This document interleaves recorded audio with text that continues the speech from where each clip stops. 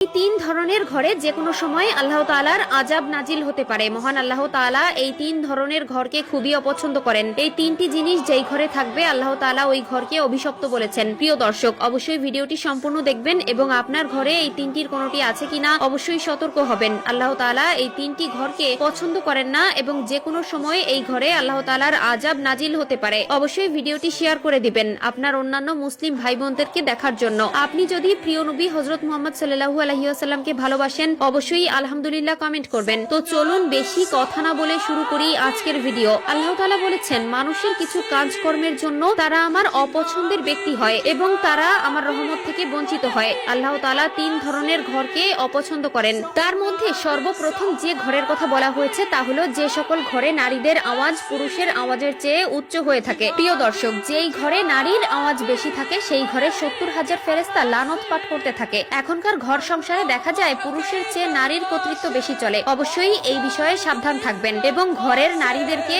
এই বিষয়ে আল্লাহর ভয়কে স্মরণ করিয়ে দিবেন। 2 নম্বরে আল্লাহ তাআলা ওই ঘরকে অপছন্দ করেন যেই ঘরে কারো হকের টাকা মারা জমা রয়েছে এবং সেই টাকা দিয়ে ওই সংসার চালানো হলে সেই ঘরে আল্লাহর আযাব যে কোনো সময় আসতে পারে। প্রিয় ভাই ও বোনেরা, জীবনে যাই করেন না কেন কারো হক নষ্ট করবেন না। হাদিসে বর্ণিত রয়েছে, হাসরের মাঠে সকল হিসাবের পরে আপনি যদি জান্নাতি হয়ে থাকেন দেখবেন আপনার জান্নাতে যাওয়ার পথে তারাই বাধা হয়ে দাঁড়িয়ে আছে। দুনিয়াতে আপনি যাদের হক নষ্ট করেছিলেন এবং তারা আপনাকে যতক্ষণ ক্ষমা না করবে ততক্ষণে আপনি আল্লাহর জান্নাতে প্রবেশ করতে পারবেন না। 3 নম্বরে আল্লাহ তাআলা ওই সকল ঘরকে অপছন্দ করেন যেই ঘরে মেহমান আসলে ঘরের মানুষেরা মন খারাপ করে থাকে। হযরত জিবরাইল আলাইহিস সালাম বলেছেন, যে ঘরের মানুষেরা মেহমান আসলে মন খারাপ করে থাকে ওই ঘরে নামাজ পড়া হলে নামাজের সওয়াব ফেরেশতারা লিখেন না। আল্লাহ তাআলা যখন খুশি হন তখন বৃষ্টি দেন এবং আল্লাহ তাআলা যখন কোনো বান্দার উপর খুশি হয়ে থাকেন তখন তার ঘরে রহমতের ফেরেশতা পাঠান এবং সেই ঘরে মেহমান দিয়ে পরিপূর্ণ করে দেন। সুবহানাল্লাহ। অবশ্যই আর্থিক অবস্থা যাই থাকুক বাড়িতে মেহমান আসলে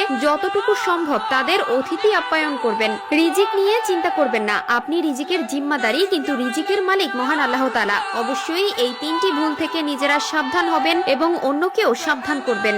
বিশেষ করে বিয়ের চিন্তা যারা করছেন তাদের বলি, অবশ্যই বিয়ের আগে মেয়ে সম্পর্কে যাচাই বাছাই করে নেবেন। সৌন্দর্যতার চেয়ে দিনদারিত্বতার গুরুত্ব বেশি দিবেন। মনে রাখতে হবে দিনদার নারী সংসারের জন্য মঙ্গল ও যে নারীর ভেতরে ইসলামিক দিন নেই তাদের দ্বারা কখনো সংসারের মঙ্গল আশা করা যায় না। প্রিয় নবী সাল্লাল্লাহু আলাইহি ওয়াসাল্লাম বলেছেন, 3 শ্রেণীর নারীর জন্য জান্নাত হারাম হয়ে যাবে, অর্থাৎ তারা কখনোই জান্নাতে যেতে পারবে না। হাসরের ওই কঠিন মুহূর্তে আল্লাহ তাদের জন্য জান্নাতকে হারাম করে দিবেন এবং তাদের দিকে ফিরেও তাকাবেন না। প্রিয় দর্শক, কারা সেই 3 শ্রেণীর নারী অবশ্যই আমাদের জানা উচিত। এই 3 শ্রেণীর ভেতরে আমাদের ঘরের মা, বোন ও স্ত্রীও থাকতে পারে। তাই অতি সতর্কতার জন্য এই ভিডিওটি অবশ্যই সম্পূর্ণ দেখবেন এবং তাদের ভেতর যদি